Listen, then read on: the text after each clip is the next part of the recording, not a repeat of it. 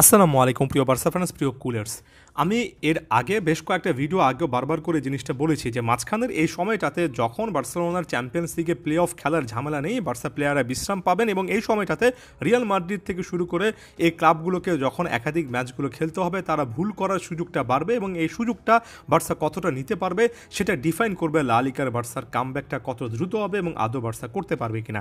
আমরা সর্বশেষ ফেজে দেখেছি সর্বশেষ 3টা লা লিগা ম্যাচে বার্সেলোনা 3টা জয় অর্জন করে পয়েন্ট টেবিলে 3 নম্বর স্থানে চলে এসেছে। অন্যদিকে আরও একবার রিয়াল মাদ্রিদ অ্যাথলেটিকো মাদ্রিদ বার্সার সামনে কিন্তু সুযোগ দিয়ে দিল। রিয়াল মাদ্রিদ তাদের সর্বশেষ ম্যাচে ওসাসুনার বিপক্ষে ড্র করেছে, অন্যদিকে সেল্টা ভিগোর কাছে অ্যাথলেটিকো মাদ্রিদ আটকে গিয়েছে এবং এর মাধ্যমে দুটো করে পয়েন্ট তারা যেহেতু খুইয়েছে এই ম্যাচগুলোতে বার্সার সামনে পরবর্তী ম্যাচে জয় তুলে নেওয়ার মাধ্যমে পয়েন্ট টেবিলের একেবারে টপে চলে আসার সুযোগ আছে। ক্লিয়ার কাটভাবে বলতে চাই বার্সা বনাম রায়ো ভায়াকানোর বিপক্ষে এই ম্যাচটা খুবই ক্রুশাল বার্সার জন্য হতে যাচ্ছে এবং এই ম্যাচটা তুলনামূলকভাবে আপনার কাছে হয়তো বা সোজা মনে হবে। এর পরবর্তী সময়ে লাস পালমাসের বিপক্ষে ম্যাচ রয়েছে ফেব্রুয়ারির 23 তারিখে। এই দুটো ম্যাচে 6 পয়েন্টের মাধ্যমে লা লিগাতে বার্সেলোনার আরও একটা উত্থান, একেবারে টপে চলে আসার মতো একটা সিচুয়েশন আমরা দেখতে পারবো, যথেষ্ট স্বস্তির ব্যাপার।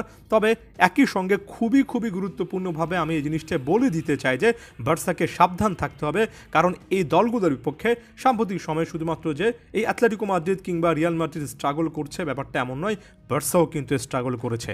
এবারের লা লিগাতে বার্সা সব মিলিয়ে যে 5টা ম্যাচ হেরেছে তার মধ্যে প্রথম হারটা কিন্তু ওসাসুনার বিপক্ষে এসেছিল।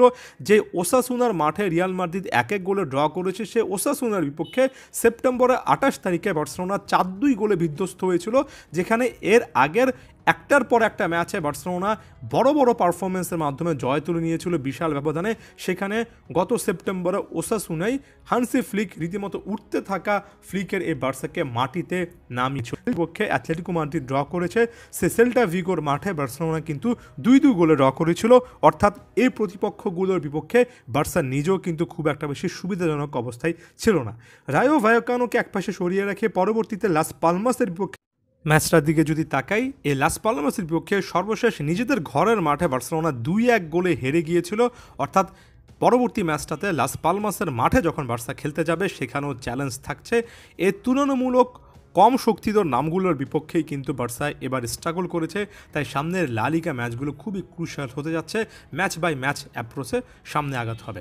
মাঝখানের এই সময়টাতে সবচেয়ে পজিটিভ একটা ব্যাপার আর প্রায় 3 দিনের মতো একটা ব্রেক দিয়েছিলেন প্লেয়ারদেরকে হানসি ফ্লিক। এটা বার্সার জন্য রীতিমতো একটা বিশাল ব্রাউনি পয়েন্ট হিসেবে এসেছে। প্লেয়াররা যথেষ্ট ফ্রেশ হিসেবে ম্যাচটা স্টার্ট করবেন সেই জিনিসটা আশা করব। ডিফেন্সের ছোটোখাটো ইঞ্জুরি সংক্রান্ত ইস্যু, বিশ্রাম তত্ত্ব এখনও রোনাল্ড আরাহুর ক্ষেত্রে প্রযোজ্য। হয়তো বা ইনিয়াগো মার্টিনেজ স্টার্টিং লাইনআপে নাও থাকতে পারেন, যদি থাকেন অ্যাগেন এই প্লেয়ারদের জন্য আসলে তাদের ফিটনেস ধরে রাখাটা সবচেয়ে ক্রুশাল একটা ব্যাপার হবে। মিডফিল্ডে পেদ্রির কাছ থেকে আমরা একেবারে সাবলাইম একটা ফর্ম পাচ্ছি, পেদ্রিকে সেফগার্ড হবে। পেদ্রির এই ফর্ম আসলে কতটা ডিপ পর্যন্ত, ফাইনাল স্টেজ পর্যন্ত তিনি এই সিজনে ধরে রাখতে পারবেন বার্সার ইকুয়েশনে খুবই ক্রুশাল একটা পয়েন্ট। এই পেদ্রিকে কিছুটা হলেও বিশ্রাম দিয়ে বা যে করে হোক বার্সার কোচের আসলেই ধরে রাখতে হবে।